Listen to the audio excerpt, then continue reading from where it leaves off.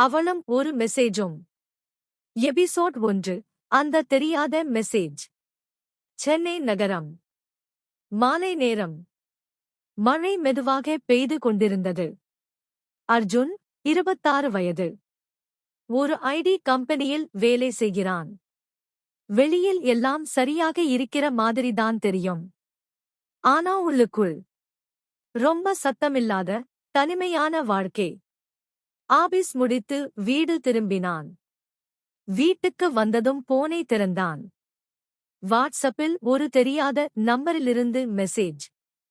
நீ என்னை மறந்துட்டேன்னு நினைக்கிறேன். ஆனா நான் இன்னும் உன்னை மறக்கலையூ. அர்ஜுன் ஒரு நொடிக்கு உறைந்து போனான். யாரு இது? மனசுக்குள்ளே கேள்வி. முதலில் பிளாக் செய்ய கை போனது. ஆனா ஏதோ ஒன்று அவனை நிறுத்தியது. அடுத்த மெசேஜ் வந்தது. நீ என்னை பிளாக் செய்யக்கூடாது. நான் உனக்கு ஒரு உண்மையை சொல்லணும். அர்ஜுன் மனசு குழம்ப ஆரம்பிச்சது. அந்த நேரத்தில் ஒரே ஒரு பெயர் மனசுல தோன்றியது, மீரா. கல்லூரி நாட்கள். அவனுடைய முதல் காதல். சாதாரணம், அமைதி, ஆனால் ஆழமான பாசம். ஆனா ஒரு நாள் எந்த விளக்கமும் இல்லாமல் அவள் காணாமல் போயிட்டாள். அர்ஜுன் போனை கீழே வைத்தான். இது ஏதோ ஃபேக் தன்னை கன்வின்ஸ் பண்ணிக்கிட்டான். ஆனா இரவு 11:47 மணிக்கு மீண்டும் போன் வைப்ரேட் ஆனது. ஒரு அன்னோன் கால். அவன் எடுக்கல. உடனே மெசேஜ் வந்தது.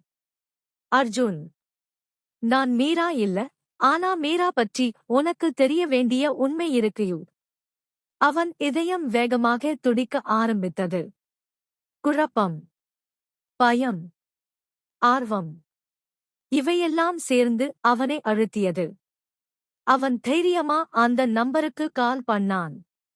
கால் இணைந்தது. 3 வினாடிகள் அமைதி. அப்புறம் ஒரு மென்மையான பெண் குரல். நீ அவளை தேடவே இல்லை. ஆனா உண்மை உன்னை தேடி வந்துடுச்சியூ. அர்ஜுன், நீ யாரு? மீரா பற்றி ஏன் பேசுற? அந்த குரல் அமைதியா சொன்னது. மீரா இறக்கல. ஆனா அவ காணாமல் போனது ஒரு சாதாரண விஷயம் இல்லையூ. திடீர்னு கால் கட். அர்ஜுன் அப்படியே நின்று போனான்.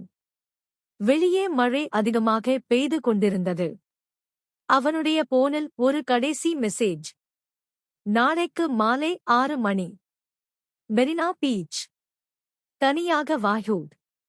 அர்ஜுன் முகத்தில் பயமும் குழப்பமும் கலந்து இருந்தது. ஆனா உள்ளுக்குள் ஒரு விஷயம் மட்டும் ஓடிக்கிட்டே இருந்தது.